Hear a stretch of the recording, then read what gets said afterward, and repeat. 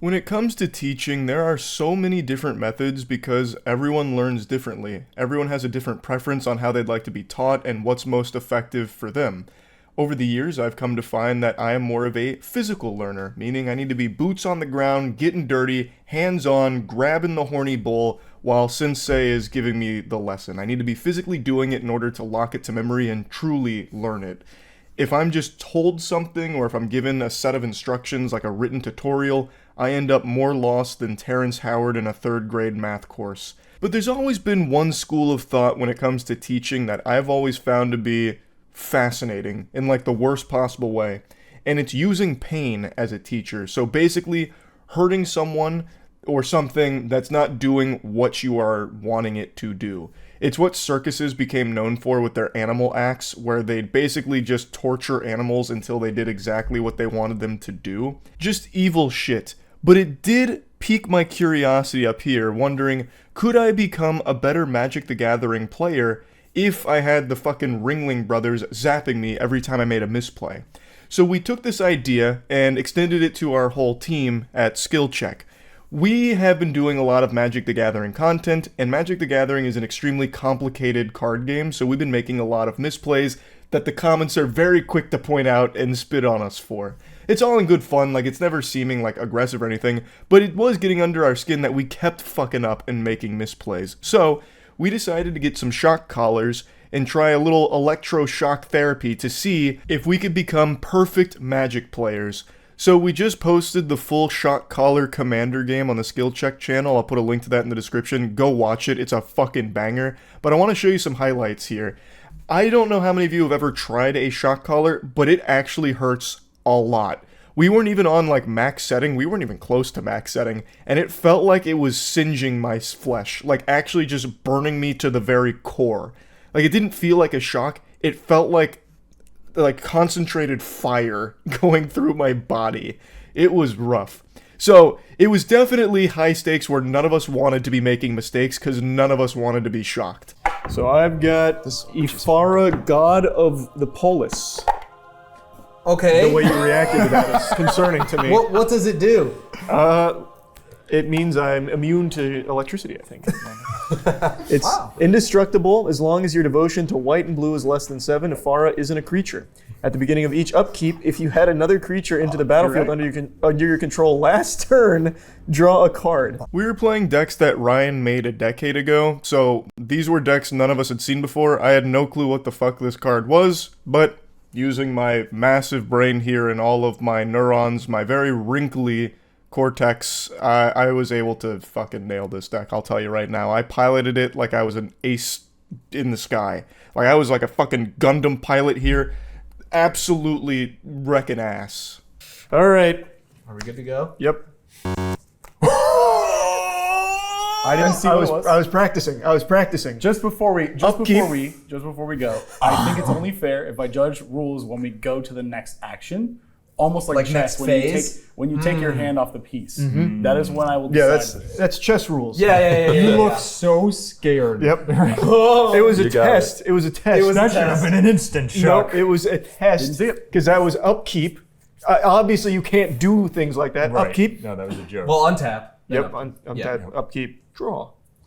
Amazing. We're playing Magic the Gathering, guys. We're in it. Listen, We've arrived. Listen, Island comes down. I didn't realize we could distract the ref so he doesn't see it. I actually couldn't have fucked up any quicker if I tried. So, typically when we're playing Magic just casually, we don't even bother with like untap, upkeep on turn 1 or anything because there's just nothing you can do besides just draw. So sometimes we'll just slap down land, then draw, and then pass. Like nothing crazy. So I just autopiloted that. But the proper sequence of events is you're supposed to do the phases still. So untap, upkeep, draw, which I didn't do. I just slapped it down, but luckily Ryan didn't see it and showed a little mercy, so I didn't catch an instant shock on fucking frame 1 here. Whoa! Yes, which is an Big enchantment. boy. It's a little class spell, so I'll pay these down the line at sorcery speed to level it up, and I'll pass. At sorcery speed, good nomenclature. Yeah. All the neurons are firing. Woo-wee. All two. Both boy. of them. They're playing badminton. Yeah. This is great. I still have not a single playable card yet. And now I don't have a land, which means when on my end step, I'm going to have to discard down to proper hand size. Oh, okay. Okay. So it looks like, is there anything I can play? What we're learning is we're capable of playing good Magic. Well, we have done nothing. actually. We're capable of not breaking a We rule. are capable of untapping before drawing. Gentlemen, with I 3 propose lands. an arrangement. All 3 losers get a 20 shock. Oh, yikes. Mm, so winning needs to be yeah. Paramount importance. Yes. I'm moving. You have to try to win. I'm feel like moving we're to going instep. through the ringer. I'm discarding Mastery alright. of the Unseen. You know you know? can use one of his abilities this turn, right? You know, that's what I was thinking in my head about whether or not I could. You can. Yeah. It's, Okay. I wouldn't lie to you to hurt you. Okay, let's get this party started. I am going to not do that and pass. Sounds good. You actually can, though, for what it's You worth. can. Yeah. Like if your player takes combat damage, we'll go Okay. shock. I still don't have a single playable card because of no white mana. I've missed 2 land drops. I have to move to instep, discarding down to hand size, discarding first response. All right. Struggling with When you cut my deck, you took all of the planes out of it. I guess. did. Charlie's got like a full hand of. I will say, they are in there. They do exist. All our mana that we tap for is now double. Double mana. So have fun with that math. Sick. Good. Sick. And I think I pass with that. If a player incorrectly explains a card, does he get shocked? Incorrectly explains a card. Did I? Whenever a player taps a land for mana, it's 1 mana of any type. That the land can. Their 5th lands will not tap for 4. They'll only tap for 3. They do not double. It adds 1 more. Oh yeah, it doesn't double. The first shock. You passed, right? Yeah, I pass. All right, untap. Sorry, I had to be you. No, it's okay. And the ice is broken. I'm gonna go 1, 2, 3, 4, 5. I'm gonna have a floating mana. And I'm You going- actually have more mana. Yep. You got your mana calculations wrong there, bud.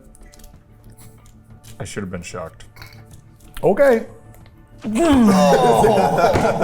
That's worse than I remembered. I went like the first 7 turns of this game unable to even play it, which means I couldn't make misplays. Galaxy brain. If I can't play the game, I can't fuck up playing the game. But it became a huge nuisance, because I was just sitting there thumbing my ass doing nothing, like just diddling my cock while everyone else gets to play Magic.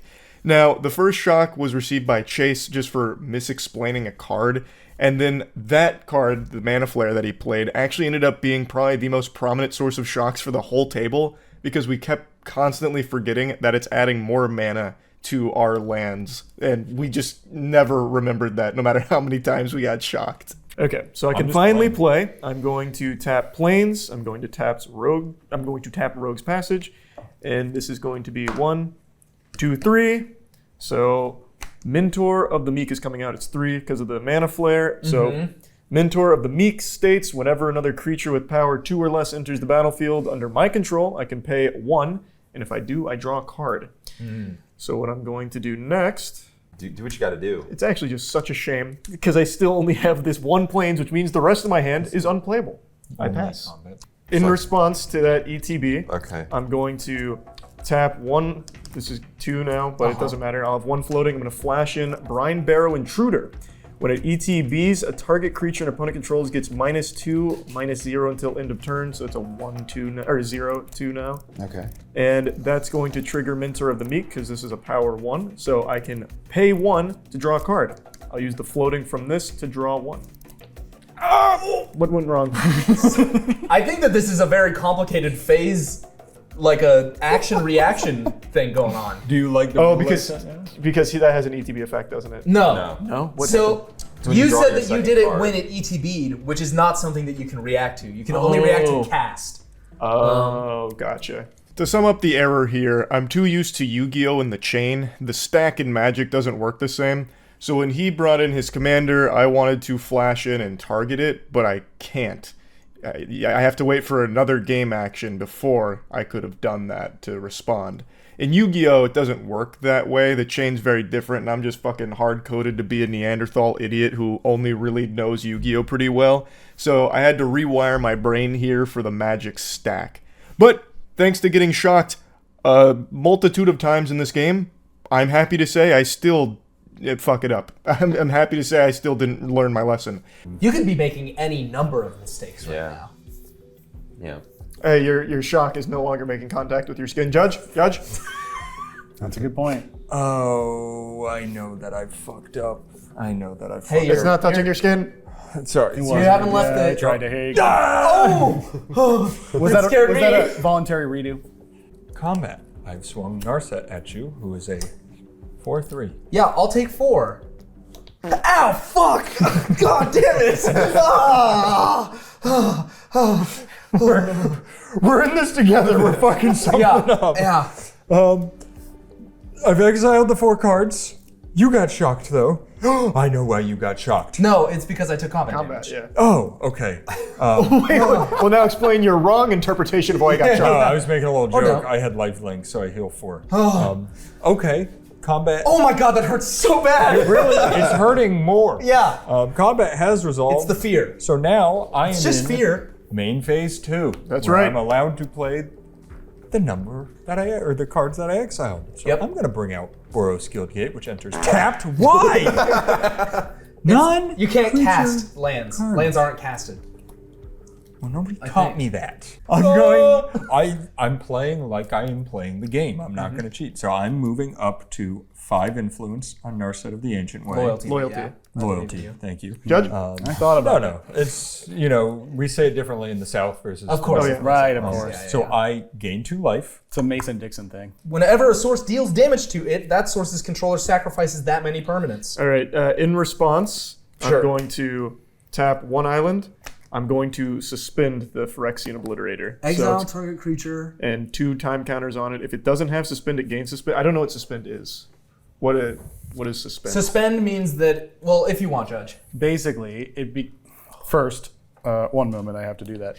And second of all, basically, it will go into exile with time counters, and they tick down, and at the end, he can cast it. So why did you do that? Great question. It's because you can't target that to this until I do something else. So even when it's on the battle, I thought at any time with an instant I can just target something. It's only in response to them taking a game action. So technically, I would have priority to act. And you can only respond with an instant when priority passes after a game action has been taken. So if I play the creature, it's on the stack. It's a spell. Priority passes to everybody. It hits the battlefield. That's not an action, and I still have priority. So I can't. When it hits the battlefield, I can't play that. Correct. I have to wait for you to do something. Only else. when I move phases or another game action has taken place. It's not like Yu-Gi-Oh! Where you could respond to the resolution of things. Yeah. Okay. You have to wait until they make their next action. Even Or if we go to they the next don't part of the plan on turn. doing anything Yep. Okay. to the resolution. As you can see, I literally made the exact same mistake just like 10 minutes later, completely forgetting about how the stack works. But luckily, the buzzword was used that helps activate my brain. Yu-Gi-Oh! When put into Yu-Gi-Oh! Terms, I was able to comprehend it. It's like actually that meme from Twitter, like, hey, can someone explain this very important event in Fortnite terms? And then someone gets it. That's me with Magic. As long as you put it against Yu-Gi-Oh!, it helps me break down how Magic works in comparison, which is super sad. But I didn't make that mistake again for the rest of the game. So it just goes to show you, sometimes it only takes an extremely painful shock and people that are patient enough to explain the rules to you in words that a stupid idiot like yourself can understand. What a winning combination. So this is going to cost 1 more for each target that I target. Yeah, it costs 1 more to cast for each target beyond the first. So for the first, I'll only need to pay this cost. Yep. And I'm only going to target 1 creature on the board right now. Okay. Each creature exiled this way, its controller is going to get a 4/4 blue Sphinx token with flying. I'm targeting your Obliterator. So this exiles it and it doesn't return. Right. Exile any number of target creatures. Okay. Off-camera team, could you grab a Sharpie for our boy here? After getting rid of the Obliterator, I finally started to draw what I needed to play the game, so I'm going to fast forward to towards the end here where my board state got fucking outrageously out of control, and you can see I wasn't making any more stupid misplays. I started to get really clean with my play, so the shock therapy started to work for me. Yeah. Oh, you're still here? Yep, untapping everything. Alright, everyone buckle your seatbelts. Alrighty. Untap, upkeep, I may. draw. Okay. Okay, land for turn, it's an island. Big. I'm going to tap 1 plains, which is actually 2, thanks to mana cuckoldry, whatever. Spirit Bonds comes out whenever a non-token creatures enter the battlefield. I can pay white mana if I do. I put a 1/1 white spirit creature token onto the battlefield with flying. That doesn't matter. I'm going to tap this for 2, this for 2, and I need 1 more, so I'm going to tap the Myriad Landscape. I have 1 floating. I'm going to play Migratory Route. I create 4 1/1 white bird creatures with flying. This is going to trigger 4 times. Everything's getting... And that. Question. The birds. Okay. Question for Judge. If a token is created, it's not casting, it's creating. Yeah, okay. Just making sure. Okay. So this is now a +6, which makes it a 7/7. This is a +9, which makes it a 10/10. The uptick Elspeth. Today I don't. Creating 3 more white soldier tokens. Okay. boy. Which is going to put 3 more counters on all of my shit. Big. This is going to trigger 3 times. These are going to get +3 because they just came in. I'm going to get an additional +3 to all of my shit. Nice. Big This one boys. you'll just have to take up to 4. Yeah. So I have a couple triggers still on the stack when these come in. Whenever a creature enters the battlefield. Oh, non-token creature. Okay, so then what I'm going to have to do is I'm gonna have to do this. I still have 1 floating mana. I love the different feel of Magic from the beginning to 2 hours in. Yeah, I'm going to tap that. That's going to give me 3. I'm going to play the Stone Cloaker. So when this ETBs, I return a creature I control to its owner's hand. I'm just going to choose a token and just let it die. Dead. Good. I can exile a target card from the graveyard. I'm just going to choose Propaganda from your graveyard. Goodbye. And that's going to trigger Cathar's Crusade. So this is going to be +1s to everything again. Since that is a non-token creature coming in, I'm going to trigger Spirit Bonds to pay 1. I'm going to tap this. This is two white mana. I'm going to use 1 of it to create another 1/1 Spirit token. You're such a good Magic player. You've not been shocked. I'm kind of cooking. Trigger. This is going to be an additional 1/1 to everything. Holy shit. Oh boy. That's all I'll put in here for now. Check out the full video to see how it ends, because it's a conclusion I don't think anyone would see coming. Again, there's a link to it in the description of the video here. It was a very educational experience and a very painful one at that. So, shock therapy, unethical. Yes, inhumane. But, can it make you a better Magic player? Probably not. But it'll definitely help you remember when you fuck up. You will definitely feel bad for it because it'll be painful. That's really about it. See ya.